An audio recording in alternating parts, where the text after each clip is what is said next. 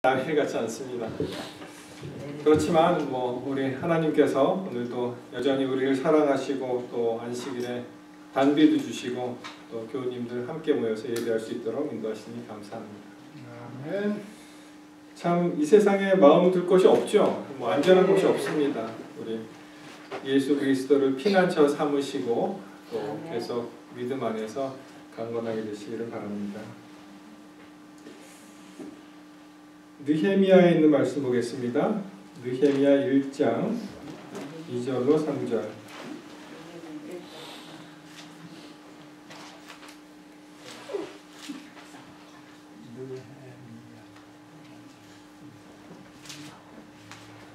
자, 성경을 가지신 분들은 느헤미야 1장 2절로 3절에 있는 말씀. 제가 가진 구약성서 727페이지입니다. 느헤미야 1장 2절로 3절.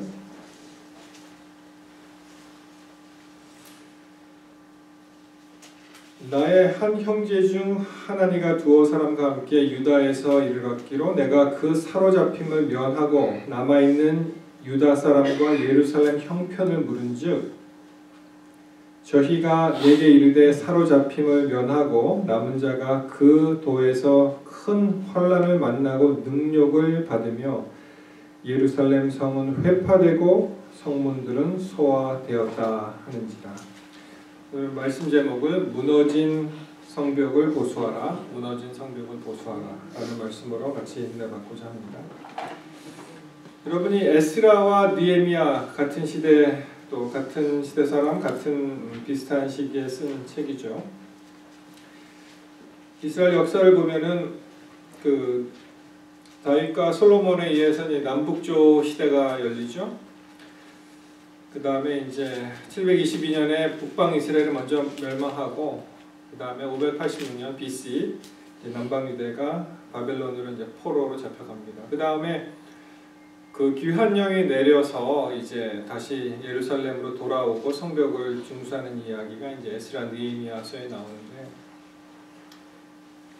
사실 이 내용은 그 뒤에 나오는 그 많은 선지서들이 있잖아요. 그 내용하고 비교해 보면은 사실 훨씬 뒤에 있는 내용들이죠. 왜냐하면 귀한 영이 내리고 일어났기 때문에 성경책 그 배열에는 상당히 앞부분에 있지만 그렇지만 이 내용은 사실은 그 뒤에 있는 내용입니다.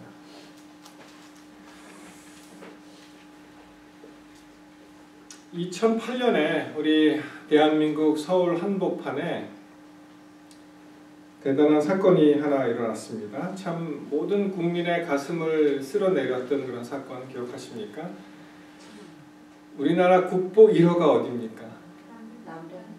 정확하게 얘기해서 숭례문이라고 하죠. 이게 인이예지신 그래갖고 물론 동쪽 동대문이라고 통상 얘기하지만 흥인지문 인자가 거기 들어가고 이 남쪽은 예자를 써서 숭례문에서 이제 국보 1호라고 되어 있습니다.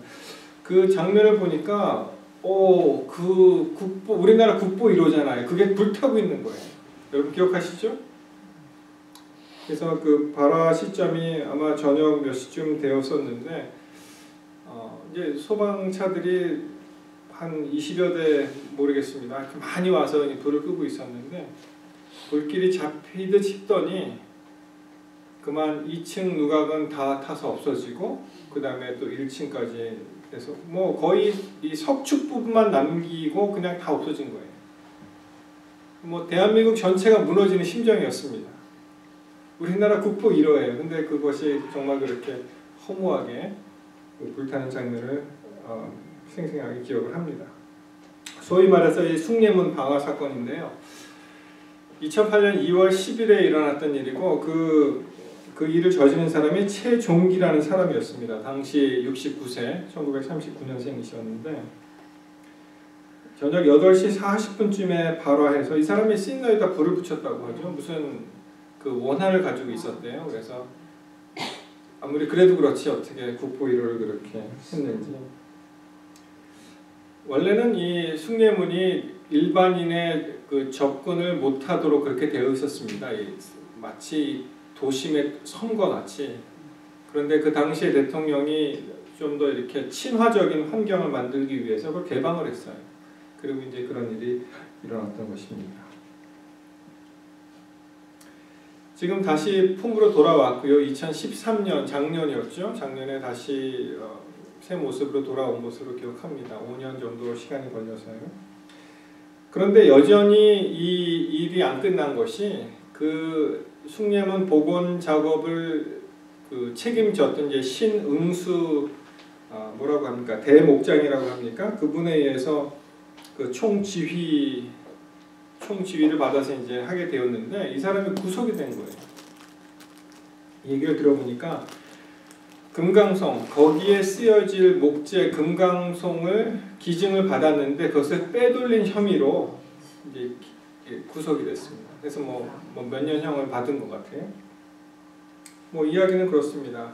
338번 중에 실제로 기증을 받은 338번 중에 기증목 184번만 사용을 했다는 거예요. 나머지는 사용하지 않고. 그러면서 하는 말이 맨 처음에 그 숭례문 공사를 시작할 때 이것이 국보 1호기 때문에 우리나라에서만 생산되는 나무를 사용해야 되잖아요. 뭐 러시아나 일본이나 미국에서 들여올 수 없고. 근데 이분이 내가 이 목재를 이렇게 수급하는데 힘드니까 좀 도와달라 해서 이제 여러 사람들이 기증을 했어요. 좋은 나무. 이 금강송이라는 것은 여러분 우리가 한국 소나무를 보시면 이제 적송이라 그러죠. 이렇게 보면은 동양화 같은데 멋있게 이렇게 막 휘어지고 이렇게 붉은 그런 모습으로 나오잖아요. 그건 동양화에서 그렇게 나오는데 사실은 목재 가치는 없죠. 이렇게 막 휘어져 있으니까. 금강송이라는 것은 주로 그 태백산맥 줄기에서 자라나는 뭐 안면도에도 있다고 하는데 거기서 굉장히 곧게 뻗은 나무예요.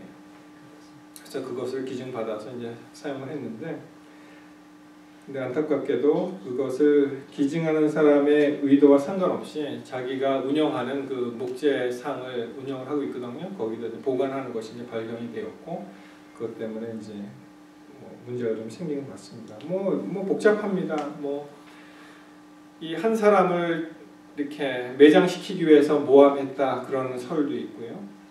그리고 러시아산을 썼기 때문에 이거는 국보로서의 가치가 없다 이런 말도 있고.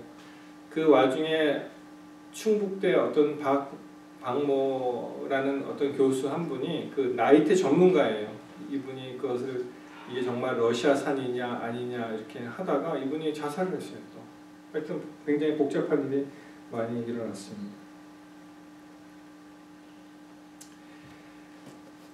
참 중요합니다. 성벽이 옛날에 성벽하면은 지금도 그 숭례문 말씀을 드렸지만 옛날에는 이 중동 지역에서는 BC 한 3000년경부터 이제 성벽 문화가 이제 시작이 되었는데 이 성벽이 무슨 일을 합니까?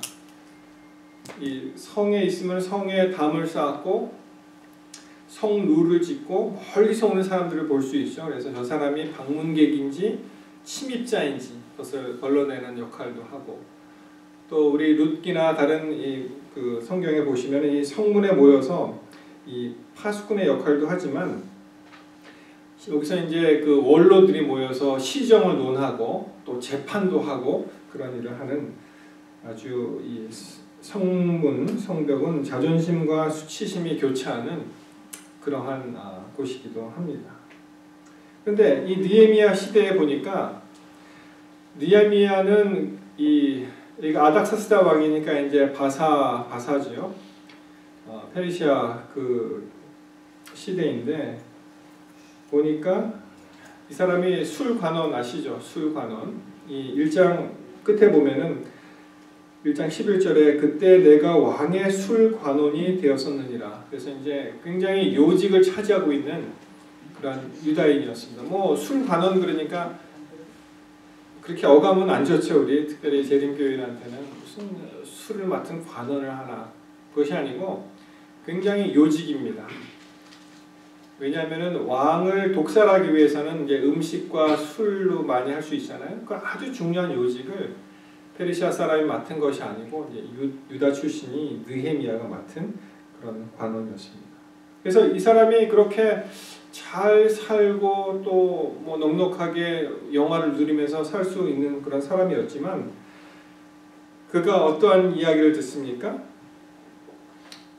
한 960km 떨어진 그러한 예루살렘 성의 이야기를 듣는데 이것이 재건이 잘 안 된다는 그런 이야기를 듣습니다. 그래서 큰 환난을 받고 능력을 받으며 예루살렘 성이 회파되고 성문이 소화되는, 성문이 불타는 그러한 소식을 이제 접하게 되는 것입니다. 이 말씀을 준비하면서 어떤 생각을 하게 됐냐면은 위키스트 링크라는 것이 있어요. 위키스트 링크. 가장 그 약한 부분이 어디냐? 우리가 신앙생활을 하는데 가장 약한 부분이 어디냐 하는 것입니다. 예를 들어서 옛날에 그 두레박을 한번 생각해 보세요. 두레박이 세로로 되어 있는 그 나무 판자, 나무 조각을 이용해서 이렇게 쭉 삥 둘러서 두레박을 만들죠. 뭐 거기다 역청을 발랐는지 물이 새면 안 되니까. 그리고 밑바닥도 나무를 댑니다. 그런데 지금 말씀드리는 그 나무판, 세로로 세워진 나무판 중에 가장 나무판이 낮은 부분이 있다면 물이 어디로 새겠습니까? 거기로 새죠. 나머지는 다 이 정도로 높이 이렇게 쭉 되어 있는데 한 부분만 나무가 낮아요. 그럼 거기로 물이 새는 것입니다. 그 반대되는 예가 있습니다. 이것도 이제 한국 이야기인데 몇 년 전에 한국의 서울에 큰 홍수가 난 적이 있죠. 참 그 사진을 아직도 제가 기억을 하는데 서울시가 전체가 물바다가 되었습니다. 뭐 사람의 한 무릎이나 허리까지 아마 물이 차지 않았나 싶은데요. 뭐 지하철로도 물이 많이 들어갔고요. 일반 그 빌딩의 지하 주차장은 다 물바다가 되었습니다. 그런데 한 사진을 제가 기억하는데 오늘 지금 밖에 비가 오잖아요. 한 사람이 큰 우산을 들고 빌딩 주차장 안에서 밖을 보는 거예요. 근데 그 빌딩은 굉장히 안전했습니다. 왜냐하면은 선견지명이 있었는지 아니면 그런 일이 전에 있어서 그랬는지 빌딩을 이 건축할 당시에 어떤 생각을 가지고 있었냐면은 물이 만약 들어오면은 이걸 막아야 되기 때문에 담장을 쳤어요. 이렇게 쭉. 그래서 그 지하 주차장에서 내려오는 차들이 있으면은 이제 문이 이 미닫이 형식으로 이렇게 열렸다 닫혔다 하는 문이 있었는데 그것이 비상시에는 견고하게 팍 막아서 밖에서 있는 물들이 못 들어오게 그렇게 이 빌딩 주위로 담장을 친 그런 사진이었습니다. 그래서 그 빌딩은 안전한 거예요. 거기서 그냥 관리인쯤 되어 보이는 사람이 이제 우산을 들고 밖에 물 때문에 고생하는 사람들의 모습을 보면서 또 반쯤 빠져 있는 차들의 모습을 보면서 그 사진을 이렇게 보여주는 그런 인상적인 장면이 있었습니다. 여러분, 우리 마음에도 우리가 신앙을 지키고 신앙생활을 해야 되는데 만약에 어떠한 부분이 우리가 소위 말해서 위키스 링크가 있다면 거기를 집중적으로 공격하면 우리는 신앙생활이 와해가 되고 깨지고 또 굉장히 어려움을 많이 당합니다. 그래서 이 성벽을 보수하는 일을 통해서 우리가 가장 주의해야 될 점 그리고 나의 가장 약한 부분이 어디인가 한번 생각해 보시기 바랍니다. 누구에게나 가장 약한 점은 있는 거예요. 우리가 연약한 인간이기 때문에 자기의 약점을 가지고 있습니다. 사단이 우리를 그 약점을 통해서 공격할 것입니다. 왜냐하면 그 전문가가 되기 때문에. 그래서 우리의 영적 상태를 생각할 때 우리의 싸움이 혈과 육의 싸움이 아니라고 말씀하시잖아요. 우리 잘 아시는 말씀 전신갑주에 대한 말씀 한번 보겠습니다. 에베소서 6장에 있죠. 에베소 6장 10절 한번 보시겠습니다. 에베소서 6장 10절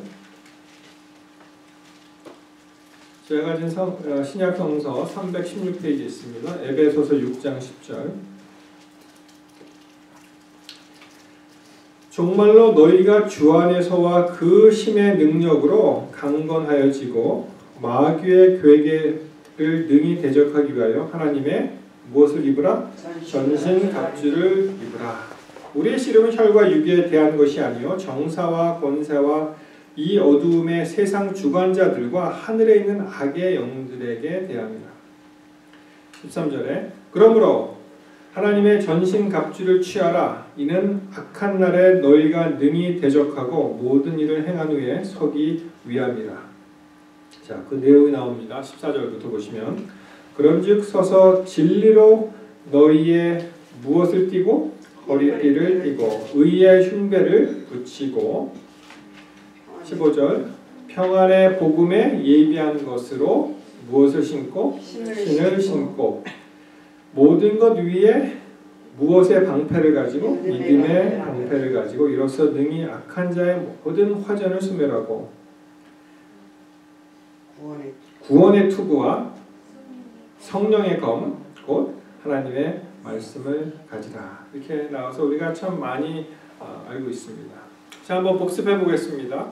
하나님의 전신갑주를 말씀하실 때 이 허리띠는 뭘로 둘렀습니까? 진리로 허리띠를 띄었다고 말씀하시죠. 그리고 흉배는 뭐였죠? 의의 흉배를 붙이고 그 다음에 평안의